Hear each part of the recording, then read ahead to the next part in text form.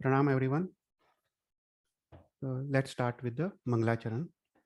Namo Pranav. Ariyantanam, Namo Siddhanam, Namo Ayariyanam, Namo Vajjayanam, Namo Loe Savva Sahuram, Eso Pancha Namukaro, Savva Pava Parasano, Manglarancha Savve Sim Paramam Havai Mangalam, राग द्वेष विजेतारं ज्ञातारं विश्ववस्तुना शक्रपूज्य गिरामेशं तीर्थे संश्रुतिमानये पन्नगे च सुरेन्द्रे च कौशिके पाद संस्कृशे निर्विशेष मनस्काय श्रीवीर स्वामिने स्तुमः अज्ञानां तिमिरान्धानां ज्ञानं जननी शलाकया नेत्रम् उन्मिलितं येन तस्मै श्रीगुरुवे नमः सर्वरिष्टप्रणाशाय सर्वभीष्टार्थदायिने सर्वलब्धिनिदानाय श्रीगौतम स्वामिने नमः. So today is the 18th session of तीर्थंकर चरित्र एंड हम लोग अजितनाथ भगवान का जीवन चरित्र देख रहे थे. So will continue with Ajitnath भगवान जीवन चरित्र. तो हम ब्रीफली रिवाइज कर देते हैं लास्ट टाइम हमने क्या सीखा था, और उसके बाद टुडे हम लोग आज महाविदेह क्षेत्र के बारे में देखेंगे. लास्ट टाइम हमने भरत क्षेत्र के बारे में देखा था. तो in this class will talk about Mahavideh Kshetra. तो हम लोग तिरछालोक या मध्यलोक उसके बारे में हम देख रहे थे. तो हमने देखा कि तिरछालोक और मध्यलोक में जो अड़ीद्वीप है, और जो अड़ीद्वीप है उसमें ही मनुष्य जन्म लेते हैं. तो अड़ीद्वीप में 15 कर्म भूमि है और 30 अकर्म भूमि है. जो 15 कर्म भूमि है वह 5 भरत, 5 ऐरावत और 5 महाविदेह क्षेत्र. और उसमें एक भरत, एक ऐरावत और एक महाविदेह क्षेत्र जम्बूद्वीप में है. 2 भरत, 2 ऐरावत, 2 महाविदेह क्षेत्र घाटकी कंठ, और 2 भरत, 2 ऐरावत और 2 महाविदेह क्षेत्र पुष्करावर्त द्वीप में है. उसके बाद देखा देर आर 30 अकर्म भूमि है. उसमें देवकुरु 5 देवकुरु, 5 उत्तर कुरु, 5 हरिवंश, 5 रम्य क्षेत्र, 5 हिमवंश क्षेत्र और 5 हरिवंश क्षेत्र. उसमें जम्बू द्वीप में सब एक एक है, घाटकी कंड में 2 है और पुष्कर द्वीप में 2 है. उसमें से हमने देखा देवकुरु और उत्तर कुरु में सदा प्रथम आरा, फर्स्ट आरा चल रहा होता है. हरिवर्ष और रम्य क्षेत्र में सदा सेकंड आरा, और हिमवंत और हरिनिर्वंश क्षेत्र में सदा तीसरा आरा चल रहा होता है. उसके अलावा हमने देखा कि जो अंतर्द्वीप है, जो लघु हिमवंत पर्वत और सिकरी पर्वत है, उसके दोनों ओर देर आर लैंड मासेस. तो 2 लैंड मासेस निकलते हैं. तो टोटल 8 लैंड मासेस है, और हर एक लैंड मास में देर आर 7 आइलैंड्स. तो टोटल 8 टाइम्स 7 56 अंतर्द्वीप है. और इस अंतर्द्वीप भी अकर्म भूमि है, उसमें भी सदा थर्ड आरा चल रहा होता है. तो ये मैप है जो हमने देखा था लास्ट टाइम अबाउट अंतर्द्वीप्स. फिर जो अड़ीद्वीप है, अड़ीद्वीप वो टोटल 45 लाख योजन है. उसमें जम्बू द्वीप का डायमीटर 1 लाख योजन है, लवण समुद्र का 4 लाख, घाटकीकन का 8 लाख, कलोदधी का 16 लाख, और पुष्कर द्वीप का 32 लाख है. पर उसमें ओनली 16 लाख जो अर्ध पुष्कर द्वीप है उसमें ही मनुष्य जन्म लेते हैं, मानुषोत्तर पर्वत के अंदर. सो टोटल अगर मिला दे तो 45 लाख योजन है. उसमें ही मनुष्य जन्म लेते हैं और उसमें से ही जीव मोक्ष में जा सकता है. तो हमने देखा सेंटर में मेरू पर्वत है, फिर जम्बू द्वीप, लवण समुद्र, घाटकी कंठ, कलोदधी समुद्र, पुष्कर द्वीप और मानुषोत्तर पर्वत. ओके, तो मानुषोत्तर पर्वत पूरा सराउंडिंग है, और उसका नाम ही मानुषोत्तर है. मतलब जिसके उत्तर में मनुष्य जन्म लेते हैं, उसका मीनिंग ऐसा है, इसलिए उसका नाम मानुषोत्तर पर्वत रखा है कि उसके उत्तर मतलब उसके अंदर जो मनुष्य जन्म लेते हैं उसका नाम मानुषोत्तर पर्वत है. उसके बाद हरिद्वीप के बाहर असंख्य द्वीप समुद्र है, और जो अंतिम द्वीप समुद्र है वो स्वयंभू रमण समुद्र, स्वयंभू रमण द्वीप और स्वयंभू रमण समुद्र है. और जो हरिद्वीप है उसके बाहर तिर्यंच गति के जीव जन्म लेते हैं, मनुष्य जन्म नहीं लेते हैं. तो लास्ट टाइम हम जम्बू द्वीप के बारे में देख रहे थे. तो जम्बू द्वीप में हमने देखा देर आर 6 कुलगिरी पर्वत या वर्षधर पर्वत. और ये कुलगिरी और वर्षधर पर्वत के कारण जम्बूद्वीप 7 क्षेत्रों में विभाजित है. तो पहला हमने देखा जो लघु हिमवंत पर्वत है, उसके दक्षिण में भरत क्षेत्र है जहाँ पे हम लोग रहते हैं. फिर उसके ऊपर महाहिमवंत क्षेत्र पर्वत है, उसके ऊपर निषेध पर्वत, फिर उसके ऊपर नीलवंत पर्वत, रुक्मी पर्वत और सिकरी पर्वत. राइट. तो ऐसे करके पूरा जम्बूद्वीप वो 7 क्षेत्रों में विभाजित है। और कोई भी क्वेश्चन हो तो पूछना मुझे। फिर उसके बाद last time we saw the dimensions, उसमें हमने उत्तर से दक्षिण के डायमेंशंस देखे थे। उसमें dimensions is a mirror image, मतलब जैसे भरत क्षेत्र का जो डायमेंशन है वही ऐरावत क्षेत्र का डायमेंशन है। फिर लघु हिमवंत पर्वत का जो डायमेंशंस है वही शिखरी पर्वत का डायमेंशंस है। तो ये सब हमने देखा था। If you add everything it becomes 1 lakh योजन्स। फिर उसके बाद हमने पूर्व से पश्चिम की ओर डायमेंशंस देखा था। ये भरत क्षेत्र का ये मिडल मिडल पोर्शन, उसका डायमेंशंस 14,471 योजन्स। तो ऐसा करके we saw the dimensions of पूर्व से पश्चिम। फिर उसके बाद हमने लास्ट टाइम हम जम्बूद्वीप के बारे में थोड़ा डिटेल में बात कर रहे थे। तो मेन चीज जो याद रखने की है कि जो ये 6 कुलगिरी वर्षधर पर्वत है, उसके हर एक पर्वत पे एक ध्रुव है। ध्रुव मतलब हमने देखा था कि जहाँ से स्नो मेल्ट होके जहाँ से पानी निकलता है उसको ध्रुव कहते हैं, मतलब वाटर बॉडी। तो जो लघु हिमवंत पर्वत पे जो वाटर बॉडी है वो पद्मध्रुव है। उसके बाद महाहिमवंत पर्वत पे महापद्मध्रुव है। ऐसा करके हर एक वर्षधर या कुलगिरी पर्वत पे एक ध्रुव है और उससे नदियां निकलती है। ये सब महानदियां है। तो ये सब 6 पर्वत के नाम है: लघु हिमवंत पर्वत, महाहिमवंत, निषेध, नीलवंत, रुक्मी और शिखरी। आई थिंक अभी तक तुमको ये सब होपफुली बाय हार्ट हो गया हो। कोई तुमको पूछे तो यू शुड इमीडिएटली आंसर। इतनी बार हमने रिवाइज किया है। फिर उसके बाद ये सब ध्रुव के नाम है: पद्मध्रुव, महापद्मध्रुव, तिगंची ध्रुव, केसरी ध्रुव, महापुंडरीक ध्रुव और पुंडरीक ध्रुव। ओके। तो ये जो पद्मध्रुव है, हमने जय वो जग चिंतामणि क्लास में इसके बारे में बात किया था। जो जो स्नात्र में बोलते हैं, राइट? किसी को याद है स्नात्र में पद्मध्रुव का वर्णन आता है? पद्मद्रह गंगा लावे આવે છે हाँ, निर्मल जल कर से भराव है। નિર્મળ જળ કર છે બરાબર राइट। છે जब जब अच्युतपति हुक्म करता है, राइट? जब अच्युतपति मतलब कौन से देवलोक का देव? किसी को याद है अच्युतपति मतलब कौन से वैमानिक देवलोक का देव?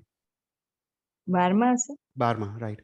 सो 12th, जनरली ऐसा है ना कि 12th देवलोक का जो इंद्र होता है वो सबसे पावरफुल है, राइट? क्योंकि 9 ग्रैव्यक और 5 अनुत्तर तो दे डोंट पार्टिसिपेट। कोई भी भगवान के कल्याणक में दे डोंट पार्टिसिपेट। वो क्योंकि वो लोग सब कल्पातीत देवता है। ये जो कल्पोपन्ना देवता से उसमें से जो सबसे ज्यादा पुण्यवंत है, सबसे ज्यादा पावरफुल है, वो अच्युतपति है। तो इसलिए बोलते हैं अच्युतपति हुक्म कीधो सांभरो देवासवे, शील गलती गंगा नीर लाओ, जतित जन्म जित जन्म महोत्सव है। राइट, मतलब वो हुक्म करता है और सभी लोग उसका पालन करते हैं। राइट, सभी देव देवता देवी देवता उसका पालन करते हैं। राइट। तो ये जो पद्मध्र का वर्णन तो आता ही है स्नात्र पूजा में। फिर हमने देखा कि पद्मध्र जो है उसमें से 3 नदियां निकलती है, राइट? गंगा, सिंधु और रोहितांश। और पद्मध्र और पुंडरीकध्र। पद्मध्र जहाँ भरत क्षेत्र के उत्तर में, और पुंडरीकध्र वो ऐरावत क्षेत्र के दक्षिण में। तो ये 2 ध्र से 3 नदियां निकलती है, महानदियां। और बाकी जो ध्र है उसमें से 2 महानदियां निकलती है। उसके बाद हमने देखा कि हर एक जो क्षेत्र होता है ना उसमें एक अधिष्ठायक देवता होता है। इसलिए हम हमारे हर एक जो सूत्र होते हैं, कोई भी सूत्र ले लो, तो उसमें हम देवता की हम वंदना करते हैं, नमस्कार करते हैं। तो पद्मध्र की जो देवी है वो श्री देवी है। ऐसे ही सबके नाम है। पुंडरीकध्र की जो देवी है वो लक्ष्मी देवी है। तो ऐसे हर एक क्षेत्र में, इवन जम्बूद्वीप भी है, जम्बूद्वीप का भी एक अधिष्ठायक देव है, उसका नाम है जम्बूदेव। राइट। तो ऐसे भरत क्षेत्र का भी अधिष्ठायक देव का नाम भरत देव है। तो हर एक जो क्षेत्र का नाम पड़ा है वो देव के नाम से पड़ा है। ओके। तो हर एक क्षेत्र के, और क्षेत्र के भी अंदर भी जो सब क्षेत्र होते हैं ना उसके भी अधिष्ठायक देव होते हैं। ओके। तो सबके अधिष्ठायक देव होते हैं। फिर हमने देखा था कि जो 6 कुलगिरी या वर्षधर पर्वत है वो कौन से रंग के हैं, राइट? वो सब हमने देखा था। तो लघु हिमवंत पर्वत वो पीत वर्ण के सुवर्णमय है। फिर महाहिमवंत पर्वत वो सर्वरत्नमय है। सो आदि सब हमने we talked about this in our last class. फिर लास्ट टाइम हम लोग भरत क्षेत्र के बारे में देख रहे थे, तो थोड़ा हम रिवाइज कर लेते हैं। तो भरत क्षेत्र में जो लघु हिमवंत पर्वत है, उसमें जो द्र है वो पद्मद्र है। तो पद्मद्र से दो नदियां निकलती है। तो ये जो गंगा नदी है वो लघु हिमवंत पर्वत पर 500 योजन तक बहती है। उसके बाद वो दक्षिण की ओर जाती है, और जब वो दक्षिण की ओर जाती है तब 7,000 और छोटी नदियां उसमें मिलती है। उसके बाद वो दीर्घ वैद्याद्य पर्वत को भेद के, उसके बाद यहाँ पे भी 7,000 और नदियों के साथ, टोटल 14,000 नदियों के साथ वो लवण समुद्र में वो मिलती है। ओके। सिमिलरली जो सिंधु नदी है वो भी 500 योजन तक लघु हिमवंत पर्वत पर बहती है। उसके बाद 7,000 नदियां यहाँ पे मिलती है। उसके बाद दीर्घ वैद्याद्य पर्वत को भेद के वापस 7,000 और नदियां यहाँ पे मिलके लवण समुद्र में वो जा मिलती है। तो ये जो दीर्घ वैद्याद्य पर्वत है और दो नदियां है, उसके कारण ये भरत क्षेत्र 6 खंडों में विभाजित है। हम यहाँ पे प्रथम खंड में हैं। तो प्रथम खंड में जो नगरी, जो शाश्वती नगरी है, वो विनीता नगरी या अयोध्या नगरी। अगर तुम तीर्थंकर चरित्र में देखो तो विनीता नगरी का नाम आता है, वो सेम है, अयोध्या नगरी या विनीता नगरी। उसका जो डायमेंशन है वो 12 योजन बाई 8 योजन है। और उसके बाद हमने देखा कि चक्रवर्ती ये 6 खंड जीतता है, और अंत में जो फोर्थ खंड में जाता है और वहाँ पे जो पर्वत है उसका नाम है ऋषभकूट पर्वत, और अपना नाम अंगीकार करता है, अपना नाम वो लिखता है, और पुराने चक्रवर्ती का नाम वो भूस के अपना नाम लिखता है। So this happens everywhere. तो नॉट जस्ट भरत क्षेत्र, मतलब ऐरावत क्षेत्र में भी सेम होता है। और महाविद्य क्षेत्र के जो 32 विजयस है, 32 विजय भी, उसमें भी 6 खंड है हर एक विजय में। और हर एक विजय का जो चक्रवर्ती है वो फर्स्ट खंड से फोर्थ खंड में जाके अपना नाम अंगीकार करता है। So this applies for all the कर्म भूमि, जो महाविद्य क्षेत्र, ऐरावत क्षेत्र और भरत क्षेत्र। चेतु भाई, हाँ। आप बोल रहे हो कि महाविद्य क्षेत्र में 32 विजय है, तो वो भरत क्षेत्र में भी है विजय? नहीं नहीं नहीं नहीं नहीं, भरत क्षेत्र एक ही है। अच्छा। भरत क्षेत्र एक ही है। तो महाविद्य क्षेत्र 32 है, राइट, मतलब अपने अपने जम्बू द्वीप में। तो हर एक महाविद्य क्षेत्र में 32 विजय है, तो टोटल 5 महाविद्य क्षेत्र है। तो 5 टाइम्स 32 160, राइट। और 160 विजय है, प्लस 5 भरत 5 ऐरावत, तो 170। इसलिए जो उत्कृष्ट तीर्थंकर होते हैं वो 170 होते हैं, राइट। हाँ। ओके। तो हर एक विजय में एक एक तीर्थंकर है, और हर एक भरत और ऐरावत में एक एक तीर्थंकर है, तो टोटल मिला के 170 होते हैं। पर जब हम महाविद्य क्षेत्र के बारे में देखेंगे तब डिटेल में बात करेंगे। पर जो महाविद्य क्षेत्र का एक एक विजय है ना, वो भरत क्षेत्र से भी बड़ा है। इवन सिंगल विजय वो भरत क्षेत्र से भी काफी विशाल है, मतलब it is so big, even single Vijay. क्योंकि अभी भरत क्षेत्र में 6 खंड है, तो महाविद्य के एक एक विजय में 6 खंड है। Right right, exactly. तो सेम सेम स्ट्रक्चर है, ओनली थिंग ये नदियों का नाम अलग होता है। जैसे यहाँ पे सिंधु और गंगा और सिंधु नदी है, तो ऐसे हर एक विजय में दो दो नदियां है, और हर एक विजय में दीर्घ वैद्याद्य पर्वत है, जो जो उत्तरार्ध और दक्षिणार्ध में डिवाइड करता है। जैसे यहाँ पे जो दीर्घ वैद्याद्य पर्वत है वो भरत क्षेत्र को उत्तरार्ध भरत क्षेत्र और दक्षिणार्ध भरत क्षेत्र में डिवाइड करता है, ऐसी इसी तरह महाविद्य क्षेत्र का जो विजय है उसमें भी ये दीर्घ वैद्याद्य पर्वत है, वो महाविद्य क्षेत्र के विजय को उत्तरार्ध विजय और दक्षिणार्ध विजय विजय में वो डिवाइड करता है। सो सिमिलर सिमिलर स्ट्रक्चर है। ओनली थिंग वो विजय काफी बड़ा है, भरत क्षेत्र के, पूरे भरत क्षेत्र से भी बड़ा है एक विजय। ओके। फिर हमने देखा था कि भरत क्षेत्र में टोटल 32,000 देश है। उसमें से जो खंड एक है जहाँ पे हम रहते हैं उसमें 5,320 देश है। उसमें से मात्र सारा 25 देश आर्य देश है, जहाँ पे तीर्थंकर जन्म लेते हैं, जहाँ पे चक्रवर्ती जन्म लेते हैं। ओनली ये सारा 25 आर्य देश है।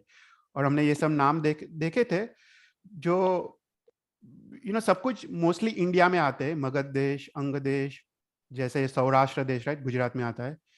तो ऐसे करके तुम देख लेना ये सबके नाम, कौसंबी नगरी, वत्स देश, राइट, राजगृही नगरी। तो ये सब पूरे इंडिया, मतलब India is basically the place where तीर्थंकर भगवान इज बॉर्न, यू नो।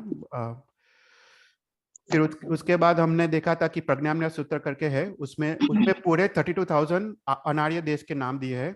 तो उसमें से एक जस्ट एक क्लिप दिया है यहाँ पे कि कौन से अनार्य देश है, तो उसमें सभी के सभी 6 और 6 कॉन्टिनेंट के जो भी देश है वो आ जाते हैं। अभी यहाँ पे समझना चाहिए कि पहले जमाने में क्या था कि देश मतलब बहुत छोटा छोटा पोर्शन था, राइट। जैसे तुम कुमारपाल राजा का चरित्र सुनो तो उसमें आता है कि वो 18 देश का राजा था, राइट, कुमारपाल। तो 18 देश मतलब क्या, गुजरात और राजस्थान वही सब आ जाता है। कुमारपाल राजा पूरा राजस्थान भी जीत के आया था, राइट, मारवाड़ और सब कुछ वो जीत के आया था। तो बेसिकली तुम सोचो तो हर एक देश is more like a county. यहाँ पे जो काउंटी होता है ना, तो वो एक देश है इफ यू कंसिडर। तो पहले जमाने में क्या था कि इंडिविजुअल छोटे छोटे राजा थे, तो जो ऐसे स्मॉल पोर्शन को वो कंट्रोल करते थे, राइट। अभी इंडिया एक देश हो गया है, पहले इंडिया में सारा 25 देश आते थे। ओके फिर हमने लास्ट टाइम देखा था दीर्घ वैद्याद्य पर्वत के बारे में। तो दीर्घ वैद्याद्य पर्वत टोटल कितने दीर्घ वैद्याद्य पर्वत है पूरे जम्बू द्वीप में? कोई बोल सकता है? अभी अभी हमने बात किया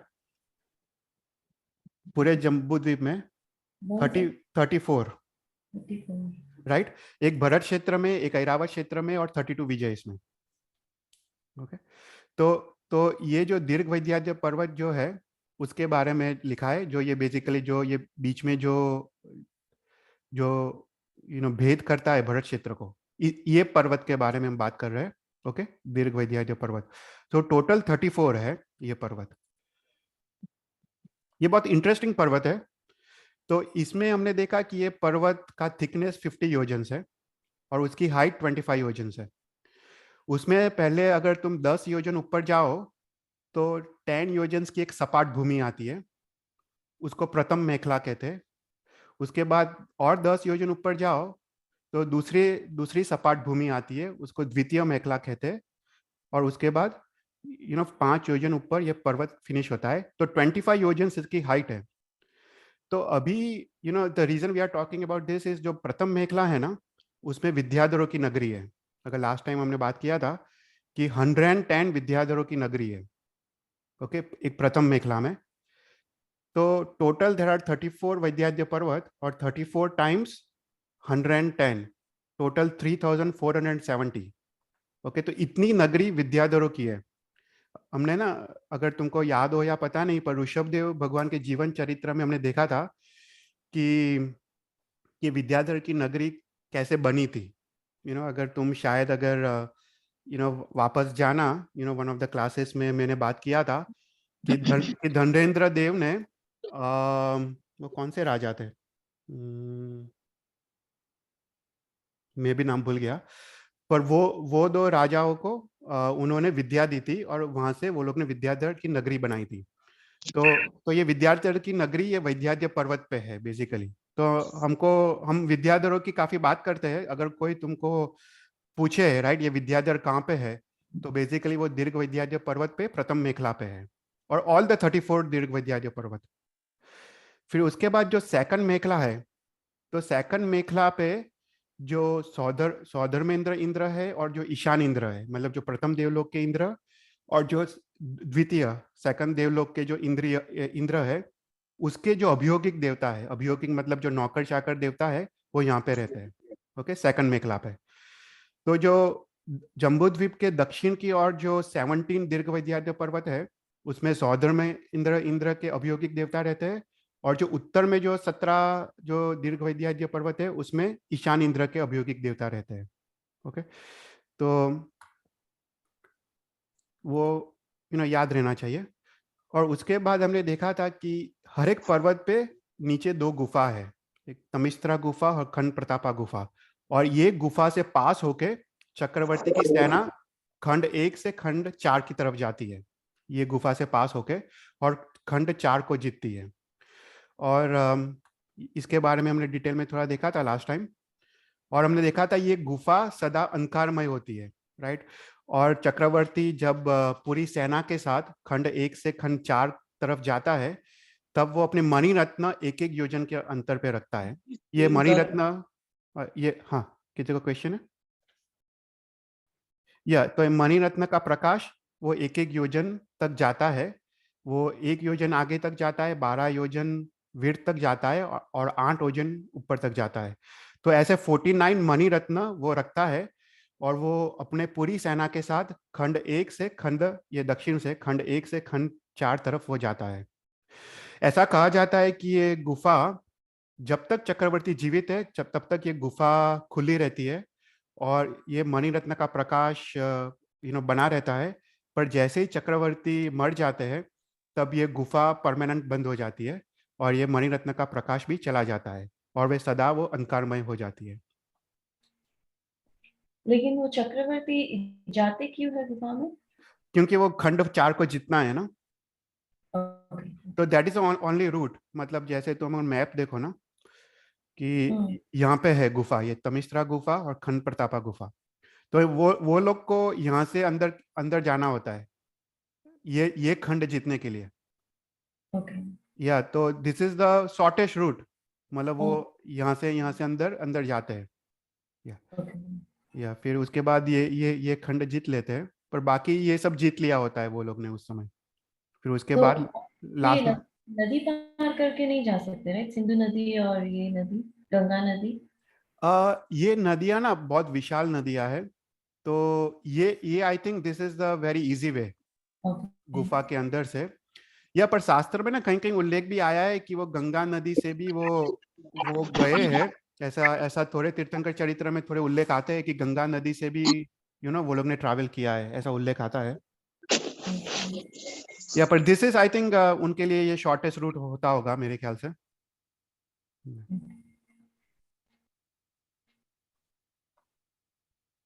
तो फिर जब दूसरे चक्रवर्ती आते हैं तब फिर वो मणिरत्न का होता है ना? या मणिरत्न, या सो टोटल कितने चक्रवर्ती होते हैं एक अवसर पीढ़ी में? 24 नहीं, बार 24 बार तीर्थंकर, बार 12। सॉरी 12 चक्रवर्ती ने 24 तीर्थंकर। 24 Sorry. तीर्थंकर। कितने वासुदेव, कितने प्रतिवासुदेव? 999। राइट। कितने बड़देव? राइट। तो ये वो 63 सलाका पुरुष है, राइट। Yeah. जो जो वासुदेव होता है ना, वो 6 खंड नहीं जीतता है, वो मात्र 3 खंड को जीतता है। ओके।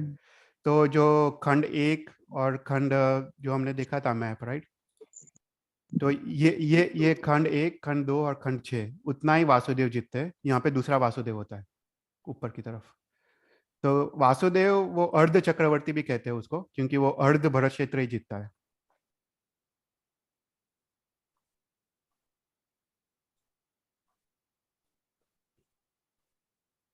ओके। तो अभी हम महाविद्य क्षेत्र के बारे में बात करते हैं। तो जो निषेध पर्वत है और नीलवन पर्वत है, राइट, ये कुलगिरी पर्वत है दोनों, उसके बीच जो क्षेत्र है, जो सबसे विशाल क्षेत्र है पूरे जम्बू द्वीप में, वो महाविद्य क्षेत्र है। तो यहाँ पे 3 क्षेत्र आते हैं। ये महाविद्य क्षेत्र आता है, यहाँ पे उत्तर कुरु आता है और नीचे देवकुरु क्षेत्र आता है और सेंटर में मेरू पर्वत है, राइट। तो ये जो महापर्वतों के बीच में जो क्षेत्र है वो बेसिकली महाविद्य क्षेत्र है। तो निषेध पर्वत पे जो ध्र है उसका नाम है तिकिंची ध्र, और नीलवन पर्वत पे जो ध्र है उसका नाम है केशरी ध्र। तो तिकंजी ध्र से जो नदी निकलती है, एक महानदी निकलती है, उसका नाम है सीतोना नदी, जो तिकिंची ध्र से निकल के मेरू पर्वत के पश्चिम की ओर जाके लवण समुद्र में पश्चिम की ओर मिलती है। ओके, ये सीतोना नदी जो गंगा नदी आदि से भी काफी विशाल है। और जो केसरी ध्र से जो नदी निकलती है वो मेरू पर्वत के पूर्व की ओर जाके लवण समुद्र के पूर्व की ओर जाती है, उसका नाम है सीता नदी। तो सीतोना नदी और सीता नदी के कारण यह महाविद्य क्षेत्र 4 क्वाड्रेंट में विभाजित है। There are 4 quadrants, right. North west, north east, south west और साउथ ईस्ट, राइट। तो ये 4 क्वाड्रेंट्स हैं और हर एक क्वाड्रेंट में 8 विजय है। तो फर्स्ट क्वाड्रेंट यहाँ पे है, यहाँ पे 8 विजय है, कच्छ विजय, सुकच्छ, महाकच्छ, कच्छावती आदि 8 विजय है। तो हर एक क्वाड्रेंट में देयर आर 8 विजय। ओके। तो ये महाविद्य क्षेत्र में सदा कौन सा आरा चल रहा होता है? Can you tell me? चौथा आरा। सदा चौतारा चल रहा होता है, और उसमें मनुष्य की उत्कृष्ट हाइट कितनी होती है? 500 500 500 500 धनुष्य। और उत्कृष्ट आयुष्य? उत्कृष्ट आयुष्य આદેશ્વર ભગવાનનું તો એવું જ થાય. હા, ના, આદેશ્વર ભગવાન તો થર્ડ આરામાં હતા ને, એન્ડ ઓફ થર્ડ આરા. તો એટલે એના કરતા વધારે. હા, એના કરતા ઓછું, એટલે એક પૂર્વ કરોડ વર્ષ, एक अच्छा. पूर्व करोड़ वर्ष, दैट इज उत्कृष्ट आयुष्य. ओके, तो ये महाविद्य क्षेत्र में सदा फोर्थ आ रहा है, और उसमें इस महाविद्य क्षेत्र में जगन्य से कितने तीर्थंकर होते हैं मिनिमम? 20 અને વધારે 70. ना ना, एक महाविद्य क्षेत्र में, 170. ना, एक महाविद्य क्षेत्र में એકમાં 5 માં 20 છે, 5 महाविद्य क्षेत्र में 20, एक में 4 4, હોય છે. 4, હા, 4. ઋષભ ચંદ્રાનંદ વારીસર, બરોબર. ના, ઋષભ ચંદ્રન વારીસર નહીં, એ તો શાશ્વતી ભગવાન છે અત્યારે. હા. સિમંદર, યુગમંદર, બાહુ, સુબાહુ. રાઈટ. हाँ, तो मिनिमम जगन्य से चार तीर्थंकर होते हैं, और उत्कृष्ट से 32 तीर्थंकर, राइट? 32 विजय में, हर एक विजय में एक एक तीर्थंकर. तो अभी जो 4 तीर्थंकर है वो यहाँ पे है, जो 8th पुष्कलावती, 9th वत्स विजय, यहाँ पे 24th नलिनावती, और 25th वप्र विजय. तो यहाँ पे सिमंदर स्वामी है 8th में, 9th में युगमंदर स्वामी, 24th में बाहु, और 25th में सुबाहु स्वामी. तो ये 4 विजय में अभी तीर्थंकर भगवान विहरमान है. जब अजितनाथ भगवान और शांतिनाथ भगवान के टाइम में ऑल द 32 विजय में एक एक तीर्थंकर भगवान थे उस समय. ओके, पर हर एक ये जो विजय है ना, दिस इज वन विजय, वो अपने भरत क्षेत्र से भी बड़ा है, और काफी बड़ा है. It's very big. ओके, तो अभी ये जो महाविद्य क्षेत्र है वो उसका डिटेल्स देखते हैं. तो ये महाविद्य क्षेत्र के बाद alternate there is a mountain and there is a river. Okay, तो पहला ये कच्छ विजय है. कच्छ विजय के बाद एक माउंटेन है, वो माउंटेन को वक्षास्कर पर्वत बोलते हैं, वक्षास्कर पर्वत. उसके बाद वापस एक विजय, और वापस नदी. ओके, तो नदी ये आंतर नदी बोलते हैं. ये आंतर नदी जो होती है वो नीलवंत पर्वत से निकल के वो सीता नदी में मिलती है. ओके, तो ऑल्टरनेट है विजय माउंटेन, विजय नदी, विजय माउंटेन, विजय नदी, विजय माउंटेन, विजय नदी, ऐसा करके. ओके, तो हर एक क्वाड्रंट में 4 पर्वत है, ये 4 वक्षास्कर पर्वत है, और 3 आंतर नदी है. ओके, हर एक क्वाड्रंट में. सो टोटल 4 क्वाड्रंट में देर आर 16 वक्षास्कर पर्वत और 12 आंतर नदी. ओके, और ये आंतर नदी वो नीलवंत पर्वत से निकलती है या निषेध पर्वत से निकलती है, और वो जाके सीता नदी या सीतोना नदी में जाके मिलती है. राइट,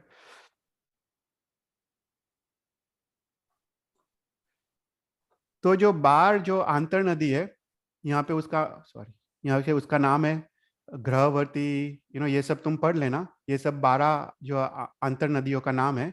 फिर ये 32 विजय के नाम है, कच्छ विजय, सुकच्छ विजय, महाकच्छ विजय, कच्छावती आदि करके टोटल 32 विजय है. ओके, और उसकी जो कौन सी राजधानी है, जैसे भरत क्षेत्र की अयोध्या नगरी है, ऐसे ही कच्छ विजय की शेमा नगरी, सुकच्छ विजय की शेमपुरी नगरी आदि. राइट, तो ये सब सिर्फ जानने के लिए है, ये सब रिमेम्बर करने की जरूरत नहीं है, एक्सेप्ट तुमको ये पुष्कलावती, वत्स, और 24th 25th नलिनावती और वप्र विजय, उसके नाम याद रहने चाहिए, क्योंकि वहां पे तीर्थंकर भगवान अभी विहरमान है. तो हर एक जो एक विजय है, राइट, तो एक विजय का ये क्रॉस सेक्शन है. तो हमने जैसे देखा भरत क्षेत्र में, जो भरत क्षेत्र 6 खंडों में विभाजित है, ऐसे ही हर एक विजय 6 खंडों में विभाजित है. तो अगर कोई भी एक विजय ले ले हम लोग, तो यहाँ पे निषेध पर्वत है, यहाँ पे आइदर सीता नदी या सीतोना नदी है, और यहाँ पे जो पर्वत है वो वक्षास्कर पर्वत है, और ये आंतर नदी है यहाँ पे, और यहाँ पे बीच में दीर्घ वैद्याद्य पर्वत है. तो ये जो दीर्घ वैद्याद्य पर्वत सभी विजय में है, जो विजय को उत्तरार्ध विजय और दक्षिणार्ध विजय में वो डिवाइड करता है. तो यहाँ पे वो दीर्घ वैद्याद्य पर्वत है सभी विजय में. तो भरत क्षेत्र की तरह निषेध पर्वत से 2 नदियां निकलती है, जब भरत क्षेत्र में सिंधु और गंगा नदी निकलती है, उसी प्रकार निषेध पर्वत से 2 नदियां निकलती है, वो दीर्घ वैद्याद्य पर्वत को भेद करके वो सीता या सीतोदान नदी में जा मिलती है। तो उसके कारण ये भी 6 खंडों में विभाजित है। खंड 1, 2, 3, यहाँ पे खंड 1 मतलब मध्य खंड ये है, 1, 2, 3, 4, 5 और 6 ऐसे काउंट करते हैं क्लॉकवाइज। ओके, 1, 2, 3, 4, 5, 6। तो यहाँ पे भी भरत क्षेत्र की तरह दीर्घ वैद्याद्य पर्वत पे 2 गुफा है, उसका नाम सेम ही है, तिमिस्त्रा गुफा और खंड प्रताप गुफा। और चक्रवर्ती खंड 1 से खंड 4 की तरफ ये गुफा थ्रू जाते हैं और 6 खंड यहाँ पे भी जीतते हैं। पर ओनली थिंग हमने बात किया कि हर एक जो विजय है वो भरत क्षेत्र से भी बड़ा है। ओके, तो कोई क्वेश्चंस यहाँ पे महाविजय क्षेत्र के बारे में? ओके, So ચેતલભાઈ ઈ બધું land હોય right પર્વત and then ક્ષેત્ર એટલે land right हाँ, क्षेत्र एक लैंड, खाली यहाँ नदी नदी अकेली वो तो रिवर है, पर बाकी सब ये सब लैंड ही है। okay पर ये समझना चाहिए कि ये सब छोटी नदी, ये सब महानदियां है, काफी सारे छोटी नदियां यहाँ पे मिलती है। okay ओके, हर एक में जैसे भरत क्षेत्र में हमने देखा कि देयर आर 14,000 छोटी नदियां, उसी प्रकार हर एक विजय में, ऐसे जम्बू द्वीप में देयर आर आई थिंक मेरे को याद नहीं है 90 lakhs या समथिंग लाइक दैट, उतनी छोटी नदियां है पूरे जम्बू द्वीप में। okay Yeah. and people live here too right हाँ हाँ, यहाँ पे तो तीर्थंकर विहरमान है ना ये क्षेत्र में। okay okay या तो यहाँ पे तो काफी जीव रहते हैं, यहाँ पे तो सब होता है, टिरियंस भी होते हैं, सब लोग होते हैं okay यहाँ पे। thank you या भरत क्षेत्र की तरह ही है पूरा, ओनली थिंग वहाँ पे फोर्थ आ रहा है, या ओनली डिफरेंस। ओके, तो हमने देखा कि मनुष्य का उत्कृष्ट जो शरीर है वो 500 धनुष्य का है, उनका जो उत्कृष्ट आयुष्य है वो 1 पूर्व करोड़ वर्ष है। उसके बाद हमने 8th, 9th, 24th और 25th में तीर्थंकर भगवान विहरमान है। फिर एक इंटरेस्टिंग फैक्ट ऐसा है कि जो 24th और 25th जो विजय है, नलिनावती और वप्र विजय, वो समभूतल भूमि है, हम जो रहते हैं उसको समभूतल भूमि बोलते हैं, उसके नीचे वो जाती है 1000 योजन नीचे, तो मतलब वो इंक्लाइंड है पूरी, एंड इट गोज बिलो 1000 योजन। मतलब हमने देखा था कि जो तिरचालोक है ना, वो 900 योजन 900 योजन ऊपर की तरफ और 900 योजन नीचे की तरफ है, तो ये अधोलोक को जाती है, ये महाविद्य क्षेत्र की जो भूमि है, तो इसलिए उसको अधोग्राम बोलते हैं। यहाँ पे 24th और 25th Vijay is below the Tirchalok, even though वो तिरचालोक में आता है, पर उसका जो हाइट है वो प्लेन है, इट्स बिलो द तिरचालोक, तो इसलिए उसको अधोग्राम बोलते हैं। वो पूरा अधोलोक, बेसिकली अधोलोक में है वो। ओके, फिर उसके बाद जो वत्सास्कर पर्वत है, राइट, हमने जो बात किया कि पहले विजय है, उसके बाद पर्वत, उसके बाद विजय, उसके बाद आंतर नदी।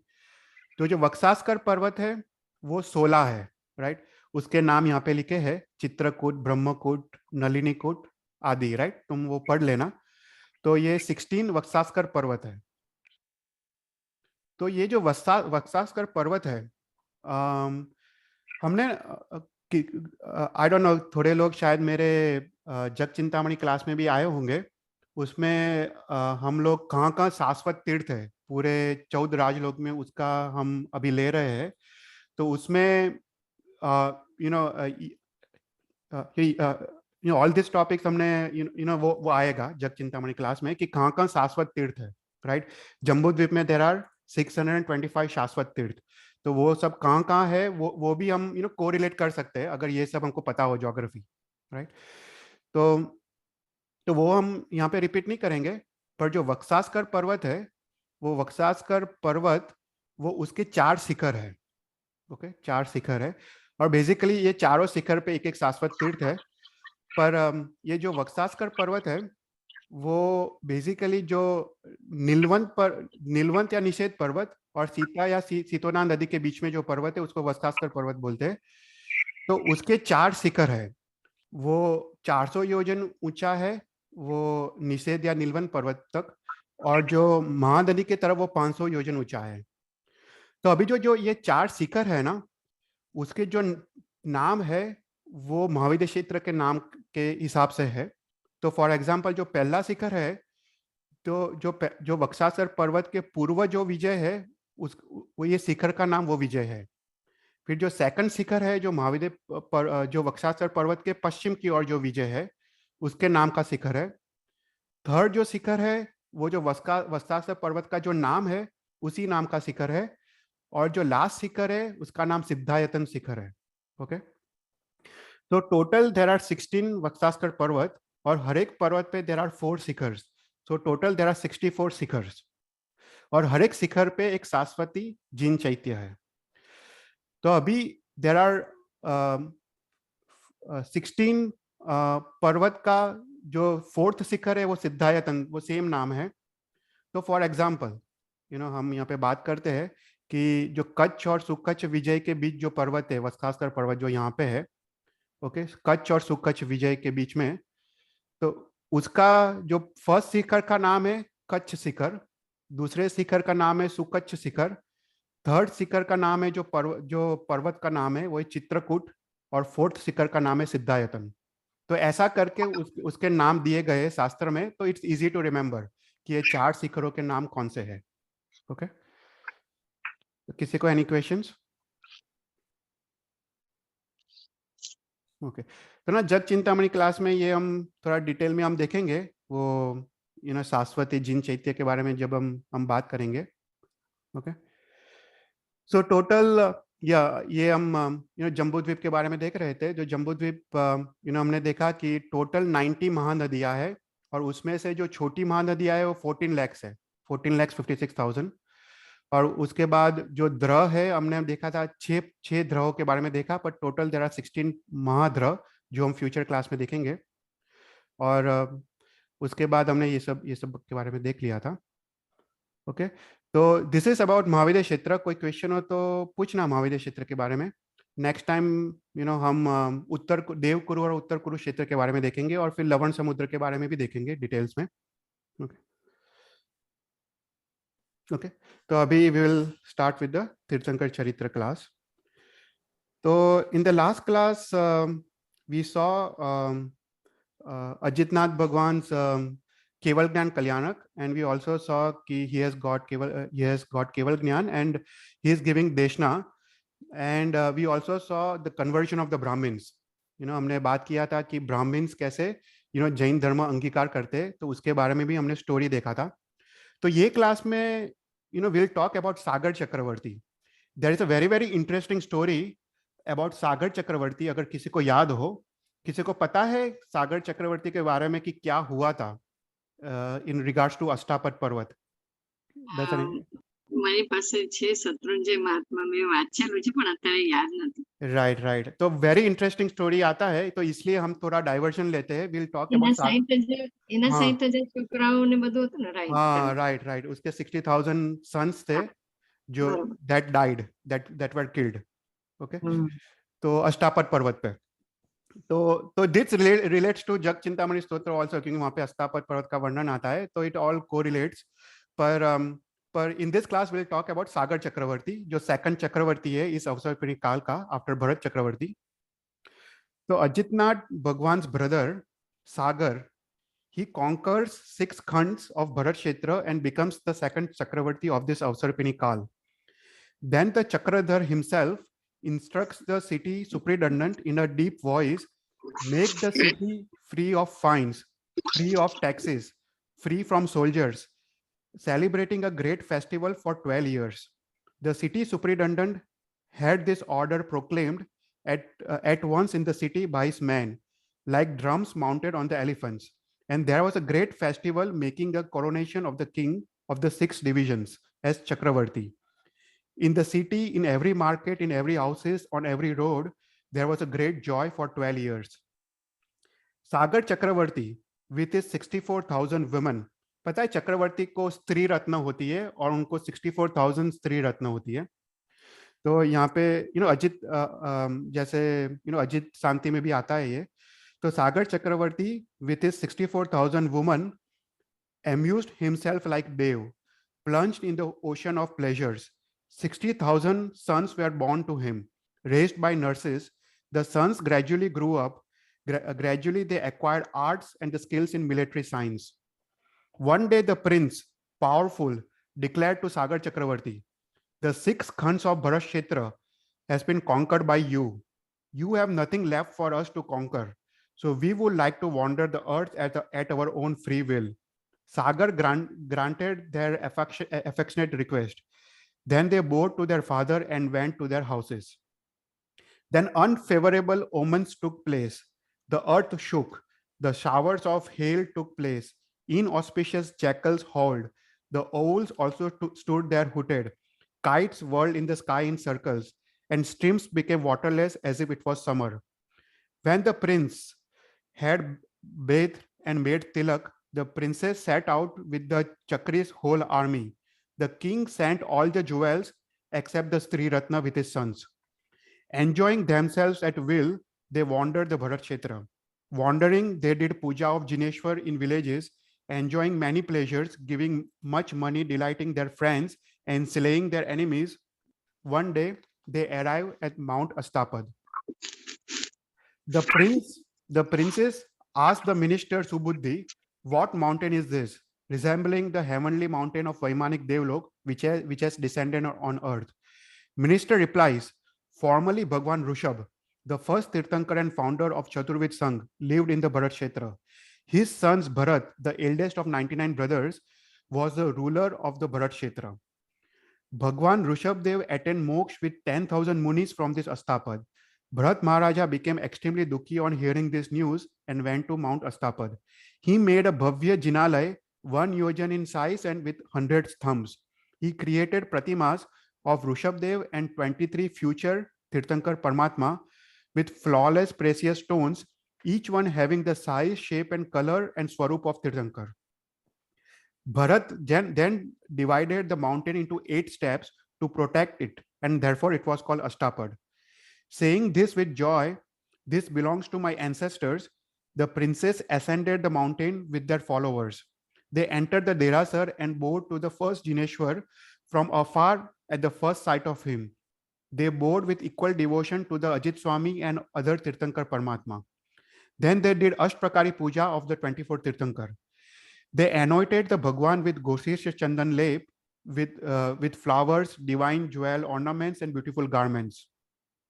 They designed 8 auspicious symbols with unbroken rice in front of Bhagwans. They did the stuti of Bhagwan with Sakrastav and said, "Hey Bhagwan, you are the boat for crossing the boundless, terrible ocean of existence. You are the cause of moksha. Please purify us. Vandan to you for giving happiness to the Jeeves of Naraks during the 5 Kalyanaks. The birds here on Astapad who see you every day are truly blessed. May our lives be full of good conduct." After reciting this stuti, the sons of Sagar Chakravarti descended from the Derasar. The prince said to the younger brothers, "I think that a place equal to Astapad is to be found nowhere. We shall protect this Derasar so no one can destroy it in the Dukkham Kar. In the Dusham Kal, people will not know the right from the wrong, and the greedy people will rob this Derasar. It is best for us to protect this holy place than create a new one." The younger brother agrees with the prince and takes the Khadak Ratna. उनके पास ना 13 रत्न थे. हम ना कभी एक class लेंगे सिर्फ रत्नों के बारे में. मेरा एक विचार है कि जो चक्रवर्ती के जो 14 रत्न है ना उसके बारे में क्लास रहते हैं कि हर एक का पावर क्या है, राइट, हर एक की डिस्क्रिप्शन क्या है. The younger brother agrees and the princess takes the Khadak Ratna and it starts to dig up the earth around the Astapad like a city. The sons of Sagar dug the ground 1,000 yojans in depth, and by it split open the homes of Nag Kumar Nikai Devtas. All the Nag Devtas were terrified by their houses being destroyed. Then the Nag king Jwalan Prabha, blazing with anger like fire, saw the Nag Devtas confused. When he saw the earth split open, thinking, "What's this?" he hurried away and came to Sagar Chakravarti's sons. Terrible with violent frown, his lips trembling from anger like a flaming fire, Jwalan Prabha says to the sons of Sagar, "What has been done by men thinking themselves valiant from gaining the Khadak Ratna? This destruction of homes of Bhuvanpati Devtas has been made by man acting without deliberation. Why have you, the sons of brother of Bhagwan Ajitnath, done such a cruel act? The prince said to the Nag Kumar Devta, that is right. We did not dig up the earth with the idea that your house will be destroyed. But for sake of protecting Astapad Tirth, we dig up the ground around the Tirth. Here Bharat Chakravarti, the root of our family, made Derasar of precious stones and pure jewel statue of Aryan Paramatma. We made this effort because we feared its destruction by the people in the future times. The destruction of houses was not anticipated because of the distance of the Khadak Ratna. The power of Khadak Ratna is to blame for that.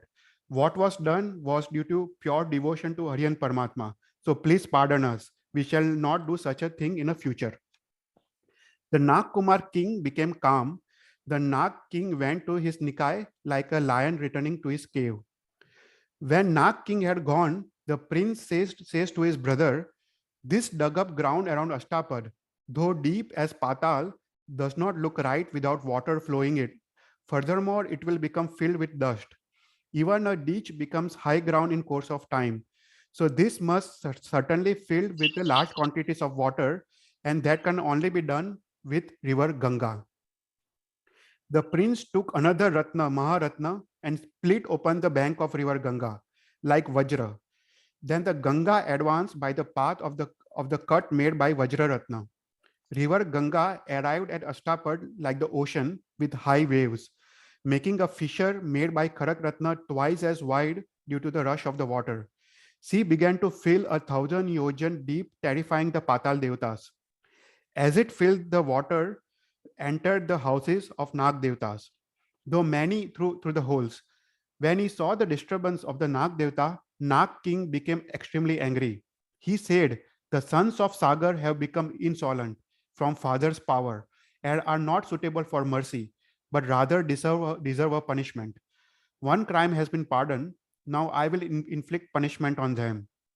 Blazing like a fire of the thunderbolt, the king of Nag Kumar, Jwalan Prabha, releases poison from the eyes, and all the 60,000 sons of Sagars became heap of ashes. तो यहाँ पे सागर चक्रवर्ती के 60,000 sons यहाँ पे मर जाते हैं. You know, a loud cry arose, filling the space between heaven and earth. After he had killed 60,000 sons of Sagar, Nag king and his army went back to their Nikais. Then a great outcry arose from the soldiers in the Chakri's army. Some fell on the ground. Some beat their chest again and again as if they had committed a crime. They drew knives intending to kill themselves. Some threw away ornaments on their bodies, and people started lamenting in different ways. After these reflections, they all set out to Ayodhya with sad faces. Slowly, without energy, they came to the vicinity of Ayodhya, their faces and eyes dejected as if they had just risen from the sleep. They said, we were assigned by the king who honored us with his sons because we were formally devoted. Returning without the princess, how can we, like men whose nose has been cut off, raise our faces in front of king's presence? How can we tell the king such a news? Hence, it is not fitting for us to go there. Death is a suitable refuge for all suffering ones. What use is a life to a man who has destroyed the esteem of the king? After talking among themselves, they all remained resolved on death. Then a Brahmin came wearing a reddish garments. He says, why are you confused on what to do? People born together die separately, and people born separately sometimes die together. Sometimes many die, sometimes few die. Death cannot be warded off anyone even with 100 efforts. So if it can be warded off, why is not warded off by Indras themselves? Your master's son died before your eyes. Be firm, and I will quickly rescue your master drowning in the sea of sorrow. After comforting them all in a way, Brahmin took a corpse that had left unclaimed on the road and went to the city Vinita. तो यहाँ पे विनीता और अयोध्या ना interchange नाम आते हैं, you know, वो हमने बात किया था. He went to King Sagar's country and started lamenting. Oh Chakravarti, a disgraceful deed has been committed here. I have been robbed in this country called Bharat, though protected by you. When Sagar Chakravarti hears this news he had never heard before, says, by whom were you robbed? Did someone steal gold from you? Did someone broke your trust? Did someone injure you? Are you affected by poverty or disease? Tell me, great Brahmin. Brahmin says, in your kingdom, no one steals, no one injures anyone. There is no poverty or disease on earth. There is no cause of pain to anyone. Anyways, this has happened to me. I come from a country called Avanti. In this, there is a village called Ashwabhadra. I am resident of that village, devoted to study of Vedas, coming from a pure Brahmin family. One day, I entrusted my son to my wife and went to another village to study various sciences. One day, while I was studying, anxiety arose in me, and I returned back to my own village. From afar, I saw my house deprived of beauty. My left eye twitched, and a crow on a dry tree croaked. Wounded by unfavorable signs, I entered my house. My wife, her hair disheveled, crying, oh my son, she fell to the ground. Thinking my son is dead, I also fell on the ground at once. I saw in my house my son bitten by a snake. While I was awake at night without eating, the Kul Devi announced, why are you so crushed by the death of your son? I will restore your son if you follow my instructions. I said, your command is my authority. Devi said, bring fire from a house where no one has died. Then from desire to save my son, I wandered daily to every house. All the houses, all the people I questioned told me in every house of a past dead member, there was no house without death. With my hope crushed, Kul Devi said to me, if there is no auspicious house, how can I able to protect you from this unauspiciousness? So I come here, as you are known as a comforter of the whole world. There is no rival to you. Even Vidyadhars living in the 2 row of Dirgha Vidyadhya Parvat take your command. The king, though knowing the true nature of Sansar, was subject to compassion, was grieved by the grief of the Brahmin, and started reflecting. My house is superior to all the houses, like Meru is to all the mountains. Rishabdev had unequal rule in 3 worlds, and the first Tirthankar and the first king served by 64 Indras died in course of time. His first son Bharat Chakravarti, whose commands were carried out by Devs and Asurs, reached end of his life. Bharat's son Aditya Sas, a powerful leader, his son Mahayash, whose glory was sung by entire earth, his son Atibala, who ruled earth with unbroken authority, his son Balavirya, who was courageous, his son Kirtivirya, adorned with fame and heroism, all died in course of time. Death is invincible.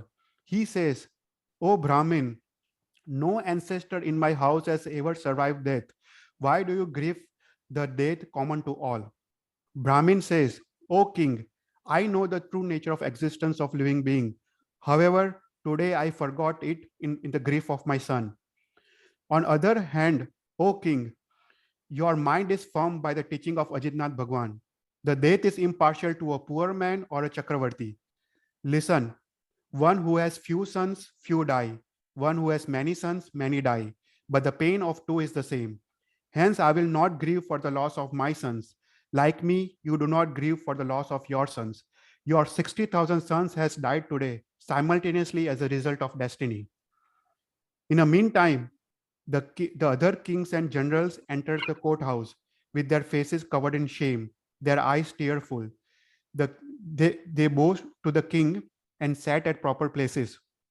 King quickly realized it was true and became distraught. Lack of firmness was seen on his face. The king thought, these ministers have come without the princess. How could that destruction come? They were lions in the forest, and there are 14 Chakraratnas with them. King questions minister, what is it? And they told the story of Nag Kumar Devta Jwalan Prabha. Struck by the news, king fell on the ground. A great cry arose from the people in the palace like that of animals. By sprinkling water, they restored the king's consciousness. He says, O Jwalan Prabha, what have you done? Where have you gone by doing such a thing unsuitable for the warrior? After such destruction, what can I do now?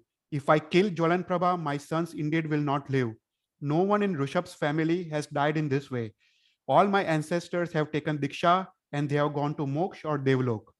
The Brahmin says, are you not ashamed by being enlightened by other? You are the brother of Bhagwan Ajit Nath. All objects are transitory. What is seen at dawn is not seen at noon, and what is seen at noon is not seen at night. Ocean may sometimes cross boundary. Mountain ranges may sometimes tremble, but everything in this sansar is seen in a moment and disappears in a moment. Sagar experiences disgust with the sansar. He utters a speech very strong in truth. He says, people live and die according to their own karmas. Certainly, age is no standard for length of life. Association with family is like a dream. Life is like a drop of water on a grass. No sooner the youth disappears and old age comes, ending life. While Chakri was saying this, the country people living near the Ashtapad, they came to the door. They groaned loudly, protect us, protect us. Then they said to the king, the Ganga river that was brought by the princes has begun to flood the villages, mines and the cities in the vicinity of Ashtapad. Tell us where we can live free of calamity. Then the Sagar Chakravarti summons his grandson Bhagirath and instructs him in a voice, affectionate voice. The Ganga is wandering now like a crazy through villages. Draw her by Khadak Ratna into the eastern Lavan Samudra. Sagar kissed Bhagirath on the head and dismissed him. Bhagirath departs with the Ratnas, surrounded by the armies of Chakri and with country people. Gradually, Bhagirath reaches Astapad. He observes 3-day fast, directing against Jwalan Prabha.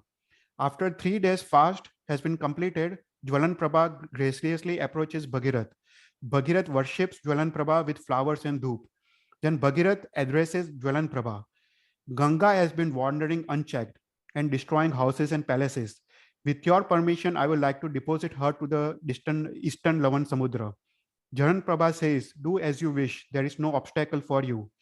So he takes the Khadak Ratna and splits open the earth, and Ganga diverts and flows through Kurus, Kaushaldes, Vidyas, and Magad.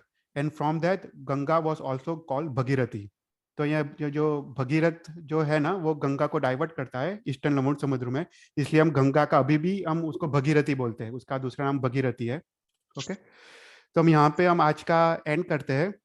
ये story और भी थोड़ा आगे जाता है सागर चक्रवर्ती का, पर ये बहुत फेमस स्टोरी है. So that's why I wanted to take, I don't think किसी ने, मतलब सबको पता होगा ये स्टोरी, पर अष्टापद पर्वत पे 60,000 सन्स सागर चक्रवर्ती के वो यहाँ पे मर जाते हैं. तो उसकी पूरी स्टोरी है. और उसका ये पूर्वाभाव भी आता है दूसरे क्लास में कि ये 60,000 लोग एक साथ कैसे मरते हैं, उन्होंने कौन सा पाप किया था, सामूहिक पाप कौन सा किया था जिसके कारण ये 60,000 लोग एक साथ मर जाते हैं. वो हम नेक्स्ट क्लास में देखते हैं.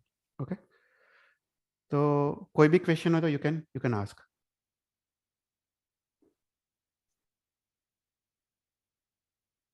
Any questions?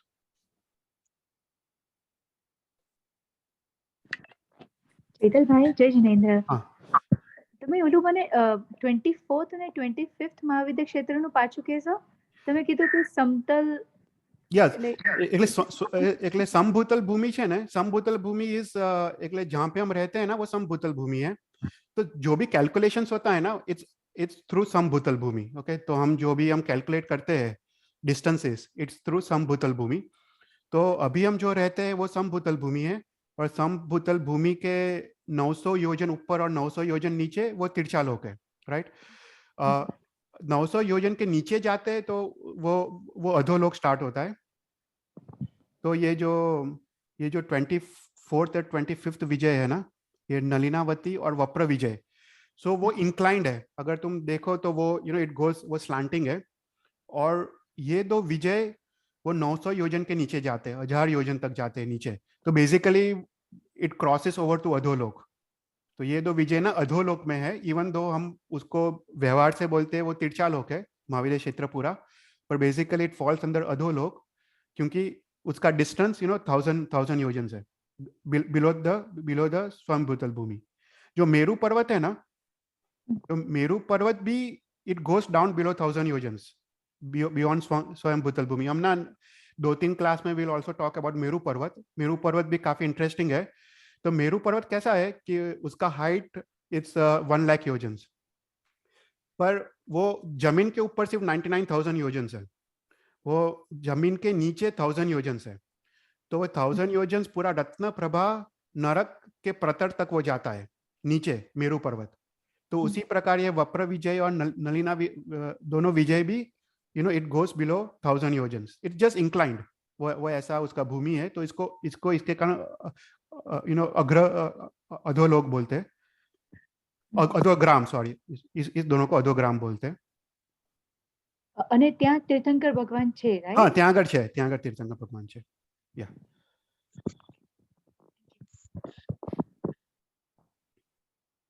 कोई और क्वेश्चंस?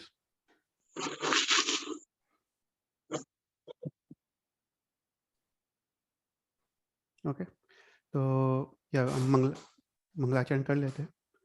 नमो वरियंतारम, नमो सिद्धानम, नमो वायरियानम, नमो वज्जायानम, नमो लोये सव्वसाहुनम, ऐसो पंच नमुकारो सव पाव प्रणासनो, मंगलानंच सव्वे सिंह परमम अवै मंगलम. जी ने आज्ञा विरुद्ध बोलाई हो तो मिच्छामि दुक्कडम. Thank you. Thank you. Thank you Chetan भाई. जय जिनेंद्र. जय जिनेंद्र. जय जिनेंद्र.